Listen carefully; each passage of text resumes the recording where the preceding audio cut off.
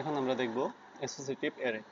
তো অ্যাসোসিয়েটিভ অ্যারেটা মূলত আপনার কিগুলা অ্যাসাইন করা থাকে। যেমন ইন্ডেক্স অ্যারের মধ্যে কিগুলা অ্যাসাইন করা ছিল না, এখানে আমরা এই কিগুলা অ্যাসাইন করে রাখবো। যেমন আপনি আবার আমরা একটা ভেরিয়েবল সেট করি, ভেরিয়েবলের মধ্যে অ্যারে নিই, অ্যারে নিয়ে এটার মধ্যে মনে করেন, ঠিক আছে, অ্যারের মধ্যে আমরা এখানে মনে করেন আমরা নাম দিব, যেমন সেলিম। হ্যাঁ, তো মনে করেন রোল নাম্বার সেট করবো আমরা। তো এটার মধ্যে অ্যাসাইন করবেন হলো, মনে করেন রোল নাম্বার হলো আমার 5। ওকে, ঠিক তেমনি আমরা এখানে আরো দিতে পারি রহিম, এখানে দিতে পারি মাসুদ, এখানে দিতে পারি হলো জসিম। ওকে, এক্সাম্পল। ওকে, এখন এই মানগুলো আমাদের এখানে কি করলাম, মানে একটার মধ্যে মনে করেন এটা রোল নাম্বার 6, এটা 7, এটা 8। ওকে, এখন আমরা এটার মধ্যে মানে সেলিম কির মধ্যে আমাদের এই ভ্যালুটা আছে, রহিম কির মধ্যে আমাদের এই ভ্যালুটা আছে। তাহলে আমাদের কি হলো, মানে একটার মধ্যে আমাদের মানগুলো সেট করা হলো। এগুলো মূলত অ্যাসোসিয়েটিভ অ্যারে, মানে কি আমরা নির্দিষ্ট কি অ্যাসাইন করে দিব, সেই কি এর মধ্যে আমাদের ভ্যালুগুলো থাকবে। এই রকম যে অ্যারেগুলো হয় সেগুলো হলো আমাদের অ্যাসোসিয়েটিভ অ্যারে। এখন এই কিগুলো কিভাবে থাকে, ঠিক একই সিস্টেম। যেমন $x, এটার মধ্যে আমাদের ডাবল কোটেশনের মধ্যে মনে করেন সেলিম, দেন এটার মধ্যে আসবে হলো আমাদের এই যে এই মানটা।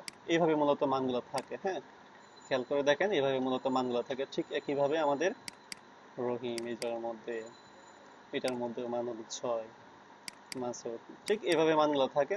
এখন আমরা যদি এগুলাকে প্রিন্ট করাতে চাই, যে আসলে এটার মধ্যে আসলে কিভাবে মানগুলো আছে, সেই মানগুলো যদি আমরা দেখতে চাই, তাহলে আমাদের এটাকে কাটি, জাস্ট এটাকে আমরা এখন বলি ইকো। ওকে, ইকো দিয়ে এখানে অবশ্যই সেমিকোলন দিয়ে শেষ করতে হবে। এখন আমাদের এই সেলিম কির মধ্যে কি আছে, 5 আছে। তো আমরা যদি এখানে এন্টার করি, আচ্ছা এখানে 41 নম্বর লাইনে আমাদের কিছু মিস্টেক আছে। সরি, এখানে এইগুলা হবে না, এখানে আমাদের হবে হলো এটা, তাই না? ফাইন, লাস্টের এটার মধ্যে আমার দিতে হবে না, এখানে আপনি দিতে পারেন। এখন আমাদের যদি ইয়েস করি তাহলে এখানে ভুল হবে না আশা করি। এই দেখেন এখানে 5 আসছে। তো এখন আমাদের এইটার মধ্যে যদি মাসুদ ইউজ করি, তাহলে মাসুদের ভ্যালু কত, 7। ওকে, তো এখানে খেয়াল করেন 7 আসছে। তো এখন এটাকে আমরা যদি লুপের মাধ্যমে ইউজ করতে চাই, তাহলে কিভাবে ইউজ করব? তাহলে আমাদের অবশ্যই যদি অ্যাসোসিয়েটিভ অ্যারেকে যদি আমরা লুপের মাধ্যমে ইউজ করতে চাই, তাহলে আমাদেরকে ফর ইচ লুপ ইউজ করতে হবে, ফর ইচ। ওকে, তো ফর ইচ লুপ আমরা অলরেডি জানি কিভাবে ইউজ করতে হয়, কারণ আমরা এর টিউটোরিয়ালের মধ্যে দেখিয়েছিলাম। তো এখন আমরা এই জায়গার মধ্যে লুপ ইউজ করব। তো এখন এইটার মান যদি আমরা মনে করেন আমরা যে কোনো একটা মান ইউজ করি, মনে করেন রোল, ঠিক আছে, এটার মান রোল, তাহলে দেন হলো, অথবা দেন রুলস। ওকে, অনেকগুলো রুলস আছে, অথবা আপনি রুলস ইউজ করলেন, ঠিক আছে, অথবা আপনি ইউজ করলেন ইনফো, আপনি যে কোনো একটা ভেরিয়েবল ইউজ করতে পারেন, ইনফো। ওকে, আচ্ছা এখানে দেন হলো ভেরিয়েবল কেটে, আচ্ছা দেন আমরা এখানে ইনফো, এটার মধ্যে এস, এখানে তো অনেকগুলা মান আসছে এখানে, তাই না? এটাকে আমরা ভেঙে আলাদা আলাদা করে ফেলবো। যেমন এটা হলো আমাদের কি, এটা হলো কি, এটা আমাদের হলো ভ্যালু। তাহলে মনে করেন আমাদের হলো এখানে দিতে পারি হলো নেম, ঠিক আছে, নেম। আর এই জায়গার মধ্যে আমাদের আসবে কি, এটা হলো আমাদের কি, তাই না? মানে কি, এটা হলো কি, আর এখানে আসবে আমাদের কি, আমরা এর পূর্বে আমরা দেখিয়েছি, এখানে আমরা দ্বিতীয়বারের মতো দেখাচ্ছি। যেমন এখানে আমাদের কি হবে, যেমন আসবে আমাদের এখানে হলো ভ্যালু, ভ্যালুর মান কিভাবে আসবে আমাদের, মনে করেন এখানে $সাইন রোল, ঠিক আছে। তাহলে আমাদের কি আসবে, যে এই ইনফো থেকে ইনফো এস নেম, এটা আসবে আমাদের হলো কি, এটার মান। আর এটার মাধ্যমে আমাদের কি অ্যাসাইন করা হলো কি, এটা হলো আমাদের রোল, তার মানে কি এটা অ্যাসাইন করা হবে, তাই না? তো এখন আমরা যদি এটাকে ইকো করি, ইকো, ইকো করার পর আপনার এটাকে ইকো করব, সরি আমাদের নেম, মানে এটাকে ইকো করব, দেন আমরা ডট দিয়ে একটা ফাঁকা স্পেস দিতে পারি, মানে ফাঁকা স্পেস দিয়ে, অথবা এখানে একটা ইকুয়াল দিতে পারি, ইকুয়াল দিয়ে আমরা এখানে দিতে পারি হলো রোল, যদি রোল ইউজ করি। এখন আমরা এখানে প্রিন্ট করে দেখি যে আমাদের এখানে কি শো করছে। এখন দেখেন 49 নাম্বার লাইনে আমাদের এখানে মিস্টেক আছে। দেখি আমাদের 49 নাম্বার লাইনে কি মিস্টেক।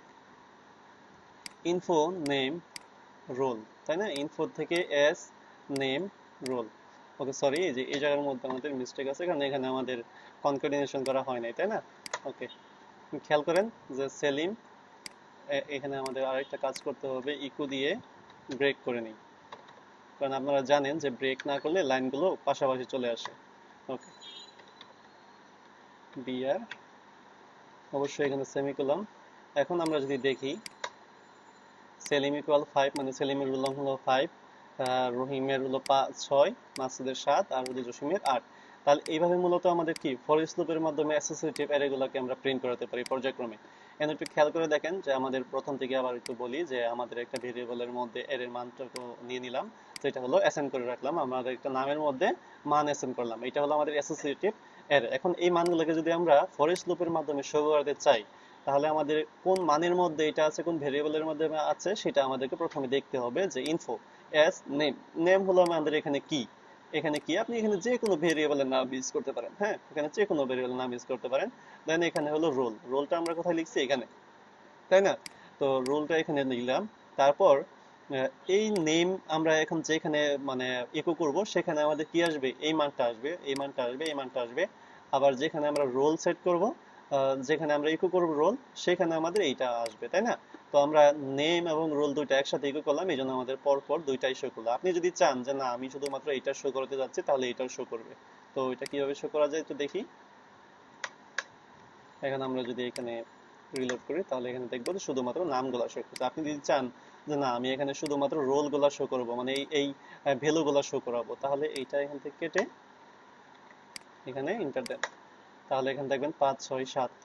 ঠিক আছে, তাহলে আমরা দেখলাম যে কিভাবে অ্যাসোসিয়েটিভ অ্যারে নিয়ে কাজ করা যায়। নেক্সট পর্বে আমরা দেখবো যে মাল্টি ডাইমেনশনাল অ্যারে কিভাবে কাজ করে। ধন্যবাদ।